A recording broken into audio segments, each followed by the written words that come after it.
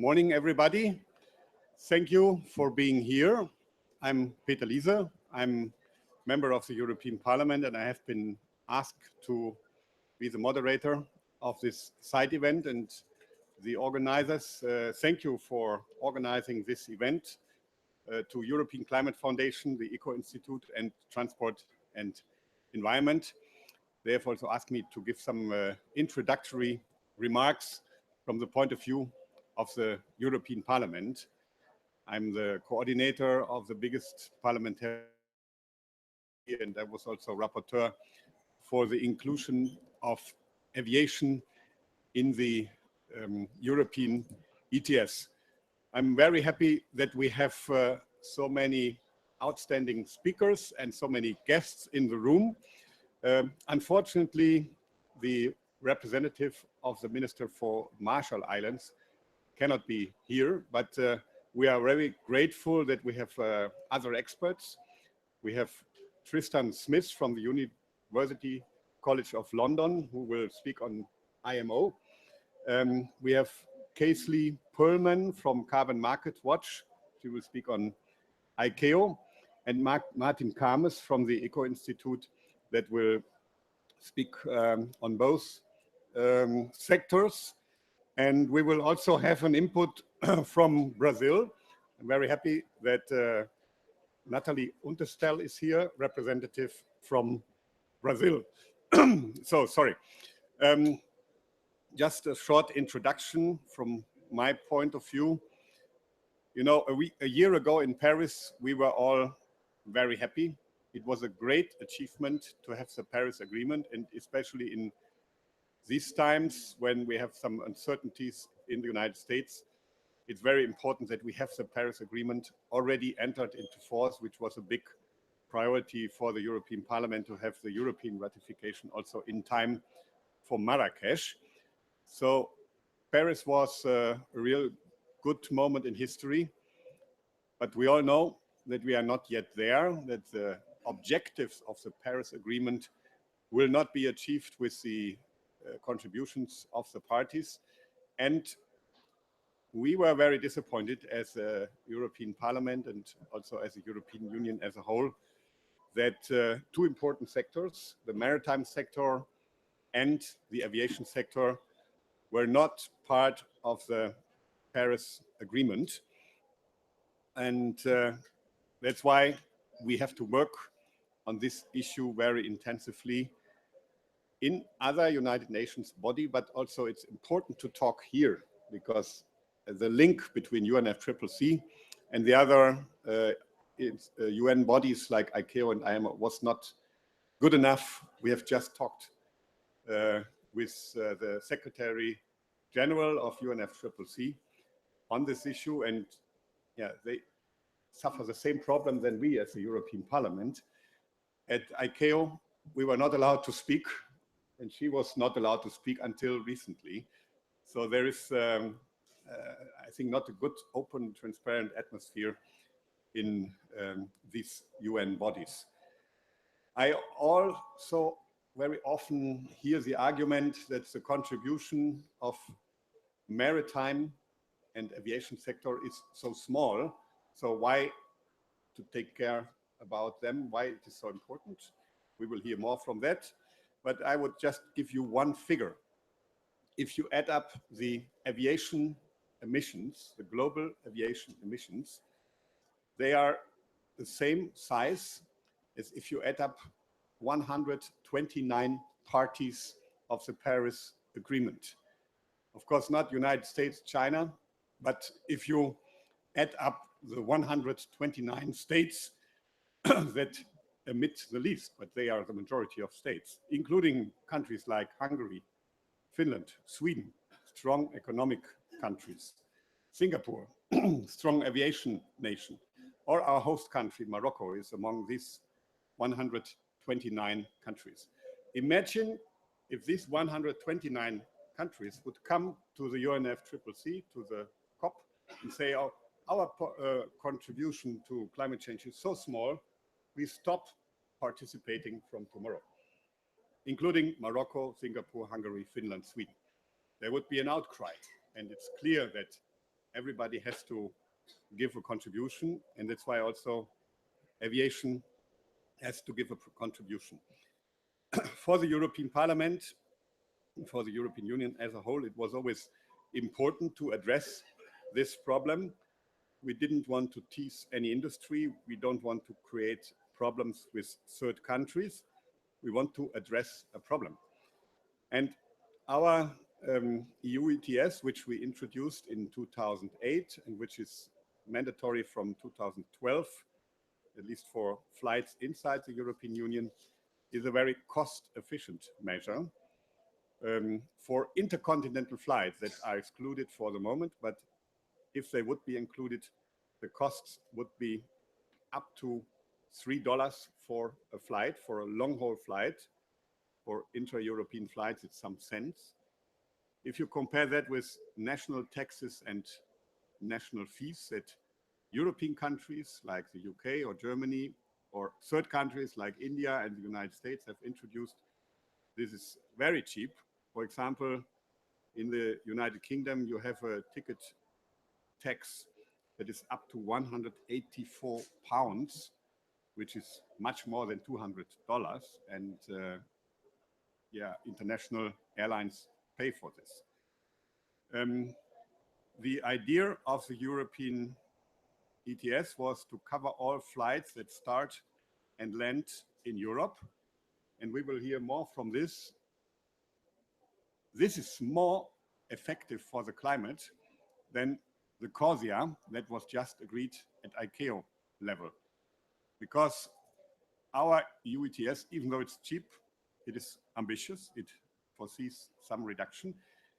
And the CORSIA is not as ambitious. So I wouldn't say we have an opposition against the CORSIA. It's good that ICAO agreed to something, but the CORSIA doesn't foresee any reduction. It's about carbon neutral growth and not about reduction, even though the IATA, the International Industry Association, committed itself for a 50% reduction until 2050. CORSIA doesn't foresee real stabilization, real carbon neutral growth, but only offsets.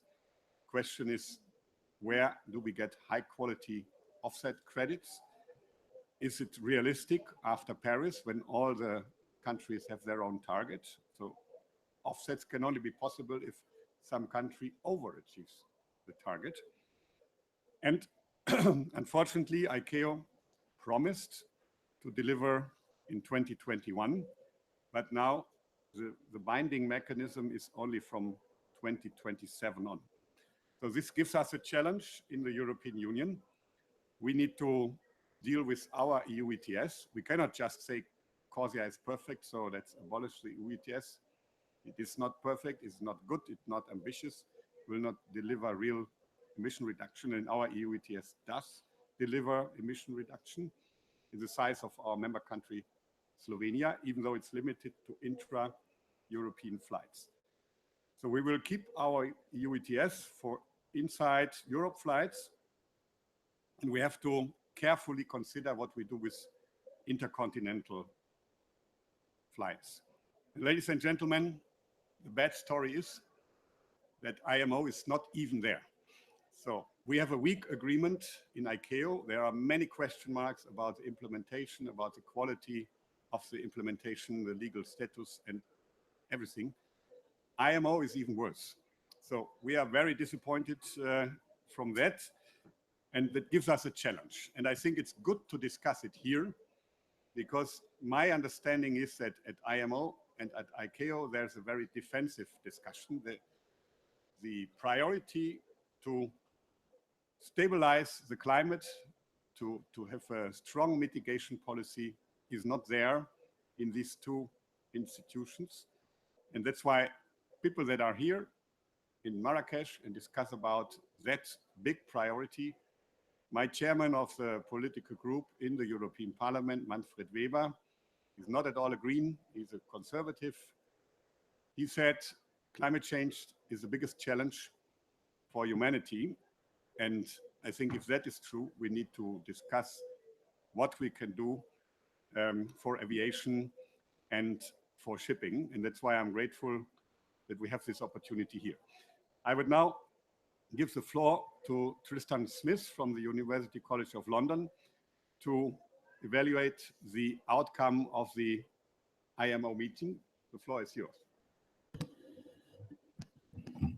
Thank you very much, and good morning, everybody. And thank you for setting that up, because I now have to either sound like an apologist for the IMO or at least justify or make some excuses of some sort.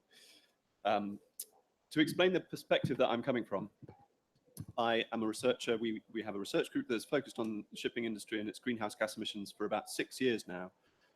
Following the IMO debates closely, we've given some advice to national governments, some advice to industry, and I attend as a delegate myself and taking part in the negotiations as a member of the IMAREST, Institute of Marine Engineers, Science and Technologists. So I take a sort of technical perspective on the negotiations, as well as trying to follow them and see how we can produce research that can be fed in and used as the evidence base to enable a progressive debate at the IMO. So I'm going to just cover 3 topics. First of all, what happened at MEPC, just in case anyone wasn't there and wants a quick update. Why didn't more happen? And what needs to happen next? So to go back to what happened, it's true that the IMO is not as far ahead as ICAO.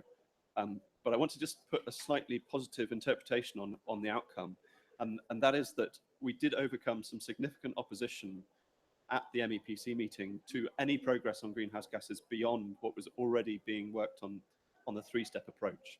So for the last 2 or 3 years, there's been a US-Norway-led initiative to have something called the 3-step approach. Starts with data gathering, piloting, and eventual discussion about whether or not IMO needs to do anything further on the topic of energy efficiency.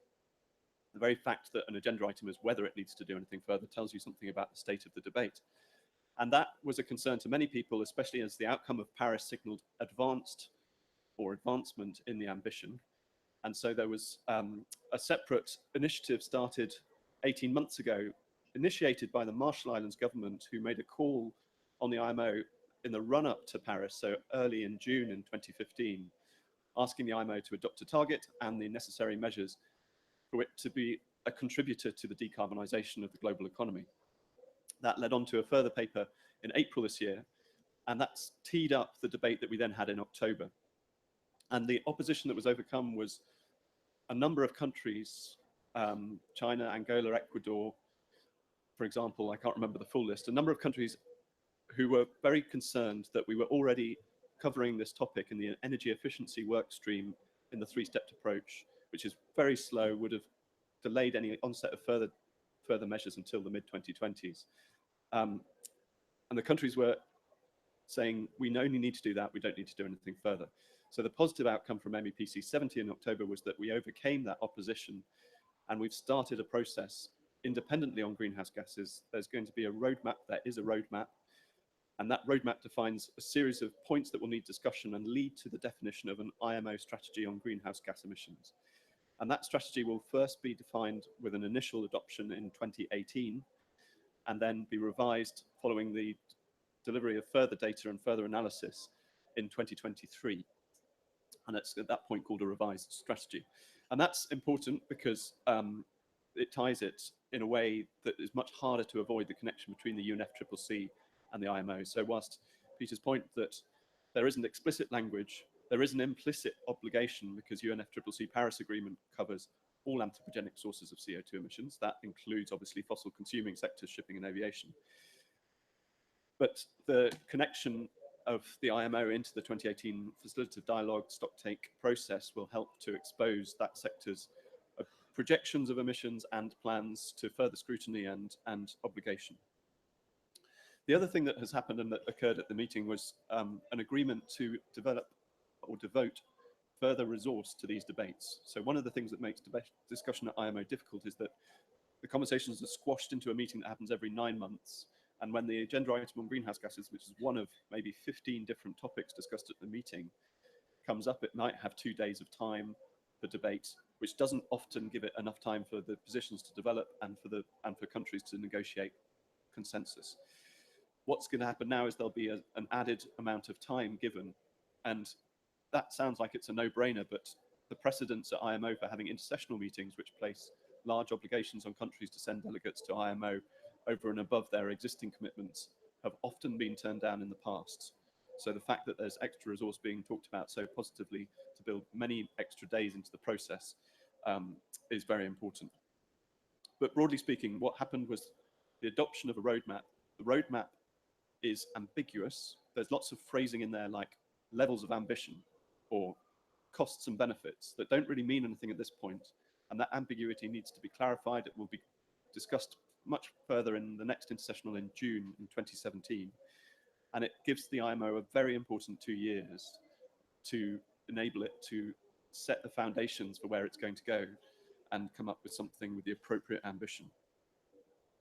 So why didn't more happen? That's what did actually happen. Why didn't more happen? Well, one of the reasons is the very small amount of time that's so far been dedicated to this topic, also off IMO.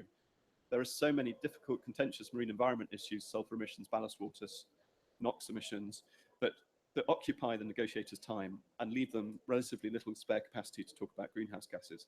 That needs to change. It needs to be that there's much more discussion around the meeting, leading up to the meeting, and much more attention by the different countries that have got identifiable different positions to coalesce and come to better agreements. Another reason it didn't go further was the very sensitive issue of transport costs and trade. Shipping is the often referred to handmaiden of world trade. It's the mechanism by which we move raw commodities, food, fuel, manufactured goods around the world so that countries exporting can have economic growth and countries importing can bring the goods, the food, the crucial components for their societies into their countries at a cost that enables a certain standard of living. And so if you talk about greenhouse gas mitigation and someone's concerned that that causes an increase in transport costs, that creates an immediate fear that that transport cost could either damage standard of living or a country's competitiveness in the global market. And until we've done more on that subject, that concern is going to remain. It's linked directly into the concept of CBD-RRC, and that's something I'll come on to shortly in a second. And then the third reason why I don't think more happened is because there's fear and misunderstanding about the technology pathway for the sector. Large ships can have engines of 20 to 80 megawatts, and it's very hard for people who sail those ships or who design them to conceive of anything other than an internal combustion engine consuming heavy fuel oil or a diesel derivative of some sort from being used as the power and the propulsion source. And so there's an immediate difficulty psychologically of getting over that and thinking that the sector can decarbonize as it must. And there's a lot that can be explained by those concerns being imported into the negotiators' positions as they have the debates at IMO about exactly how far and how fast the sector can decarbonize. So that's my three, why didn't it happen? So finally, what needs to happen next? And I'm very grateful to be given this opportunity to share these thoughts with you. They're very much our own sort of observations, so please bear with me whilst I run through them, and I'd be welcome for criticism and discussion on what else I'm missing. So the first thing is that I think we need to think about shipping's decarbonisation not just as an IMO problem, but as a very much more multi-level, plurilateral, multi-stakeholder problem. It's already the case that IMO has made important, or shipping rather, international shipping, I'm doing it myself by referring to shipping as IMO. It's already the case that international shipping has made very good progress on some of its environmental impacts by regional regulation and by unilateral schemes, and even by private sector, Lex Mercator actors acting out of their own interest to try and control problems. Safety and oil spills is a good example of that. So there's no reason why we couldn't have greenhouse gases put into that space as well. And there's a bit of an antagonism which is often set up because of the threat of EU unilateralism as opposed to IMO level playing field that really polarizes opinion. And really, I would like to see attempts to try and change that narrative a bit. Of course, the threat of unilateralism if IMO doesn't move fast enough is useful, but maybe we could see that as more constructive, and the EU being seen as a place where some of the innovation that needs to happen in the sector to overcome this internal combustion heavy fuel oil mindset could be spawned, and the assistance of that be seen as part of the transition and part of the roadmap that the IMO will ultimately need to guide the global industry on. So we then need to add the private sector actors in, and I think this is a weakness in the negotiators who perhaps don't understand exactly what levels of ambition are in the industry, and we're seeing increasingly ambitious visions. Those of you who attended the Danish ship owners event last weekend saw them call openly for 50% emission reduction by 2050, and I'm often encountering member states who haven't heard that narrative coming from the industry. We need to close that gap. We need to make sure that this is thought about as a many stakeholder problem. Then there's the evidence to support the ambition. We've got a very short window to inject that into the IMO process.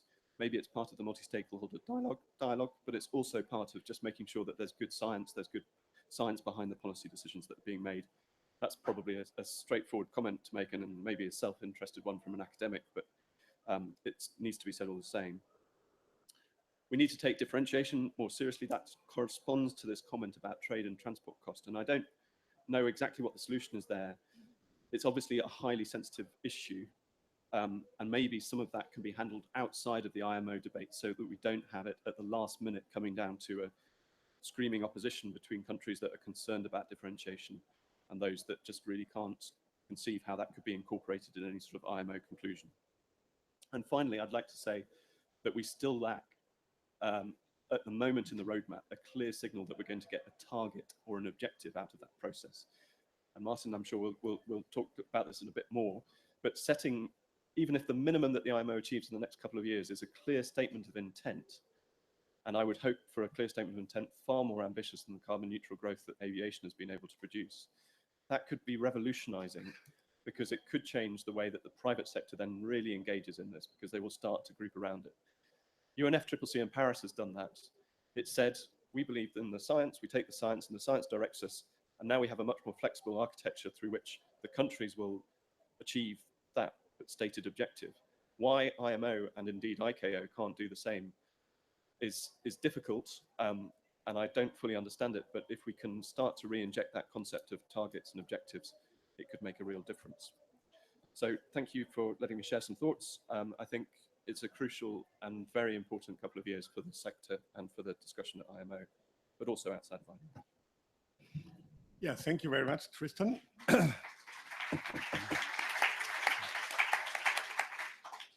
I would now hand over to Kelsey, I hope I pronounced your name correct, Perlman from Carbon Market Watch, who will speak about the ICAO process.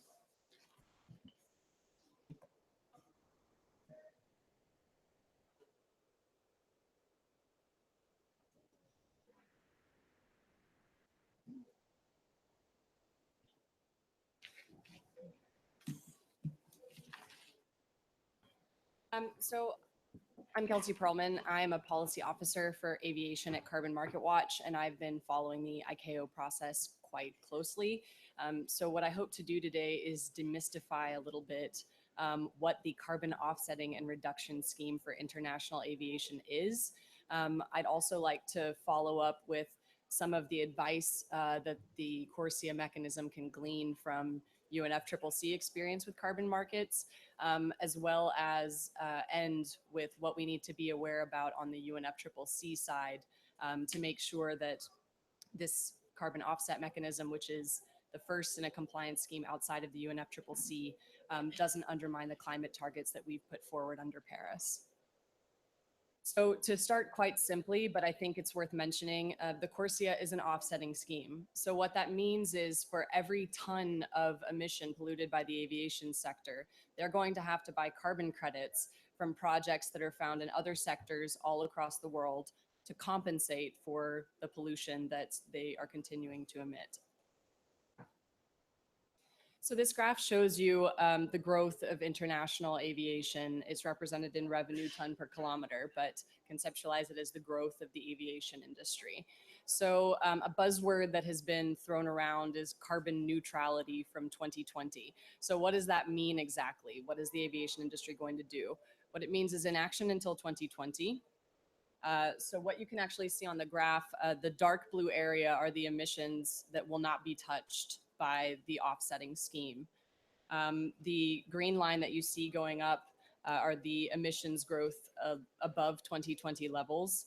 And you can see that there is a thin blue line which represents countries that have not decided to opt into the scheme. So notables are Russia and India, and this actually prevents a full offsetting of all emissions above 2020 levels, because you have exemptions from countries that didn't sign up, and also least developed countries that will not find themselves in the scheme.